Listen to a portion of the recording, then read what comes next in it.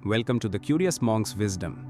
दोस्तों सोचिए, अगर आप सुबह घर से निकलें और आपको डर लगे कि कहीं कोई कुत्ता आप पर हमला न कर दे, या फिर आप अपने अपार्टमेंट में आराम से रह रहे हों और अचानक एक पालतू कुत्ता किसी बच्चे को बुरी तरह काट ले। दिल्ली में कुत्तों का बढ़ता हुआ आतंक अब कोई कहानी नहीं बल्कि एक हकीकत बन गया है। आपने हाल ही में देखा होगा कि कई जगहों पर कुत्तों को पालने या उन्हें खाना खिलाने पर बैन लग गया है। आज हम इस गंभीर समस्या को समझेंगे। हम जानेंगे कि दिल्ली में कुत्तों के काटने की घटनाएं क्यों बढ़ रही हैं, क्यों कुछ ब्रीड्स पर बैन लगाया गया है और इस पूरे विवाद के पीछे की असली वजह क्या है। हम सिर्फ समस्या पर बात नहीं करेंगे बल्कि ये भी समझेंगे कि इसका हल क्या हो सकता है। तो अगर आप भी इस उलझी हुई गुत्थी को सुलझाना चाहते हैं तो इस वीडियो को अंत तक जरूर देखिए। दिल्ली, जो कि भारत की राजधानी है, अपनी तेज तर्रार लाइफ और भीड़ भाड़ के लिए जानी जाती है।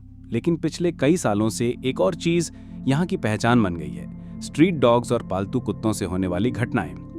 आपने न्यूज़ में ज़रूर देखा होगा कि कैसे एक लिफ्ट में एक बच्चे को कुत्ते ने काट लिया, या फिर किसी अपार्टमेंट कॉम्प्लेक्स में एक महिला पर पालतू कुत्ते ने हमला कर दिया।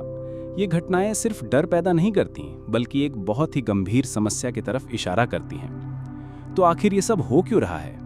इसकी वजहें बहुत हैं और ये सिर्फ एक दूसरे से जुड़ी हुई हैं। सबसे पहली वजह है कुत्तों की संख्या में बेतहाशा वृद्धि। दिल्ली की सड़कों पर कुत्तों की आबादी लगातार बढ़ रही है। इन स्ट्रीट डॉग्स का प्रॉपर मैनेजमेंट नहीं होता। इनका ना तो वैक्सीनेशन होता है, ना ही नसबंदी। इसके चलते उनकी संख्या कई गुना बढ़ गई है। जब कुत्तों की संख्या बहुत ज्यादा होती है तो उनके बीच खाने और जगह को लेकर झगड़े होते हैं, जिससे उनका स्वभाव एग्रेसिव हो जाता है। दूसरी तरफ बहुत से लोग कुत्तों को छेड़ते हैं या उन पर पत्थर फेंकते हैं, जिससे उनका डर और गुस्सा दोनों बढ़ जाता है।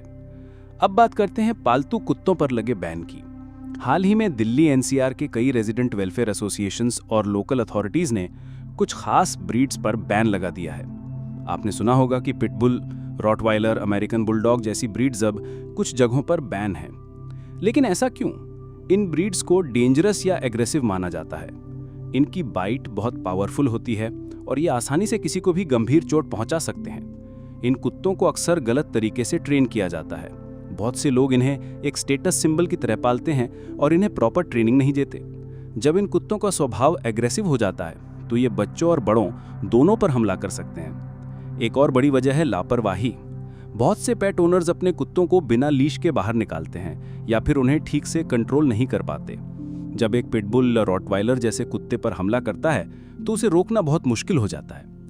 ये बैन सिर्फ एक तात्कालिक समाधान है, क्योंकि इस समस्या बहुत गहरी है।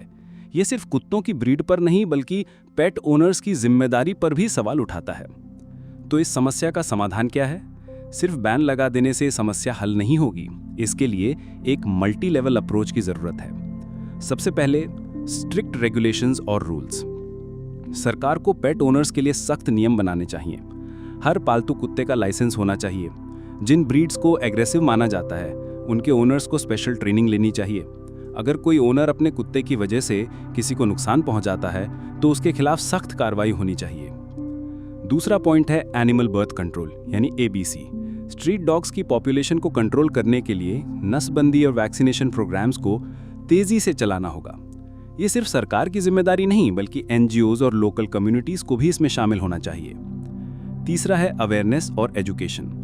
हमें लोगों को जानवरों के साथ सही तरीके से व्यवहार करना सिखाना होगा। बच्चों को समझाना होगा कि वे स्ट्रीट डॉग्स को छेड़े नहीं। पेट ओनर्स को ये सिखाना होगा कि वे अपने कुत्तों को कैसे ट्रेन करें और उनका सही ध्यान कैसे रखें। चौथा है community engagement. Resident welfare associations को अपनी सोसाइटी में एक कमेटी बनानी चाहिए जो इस मुद्दे को देखे।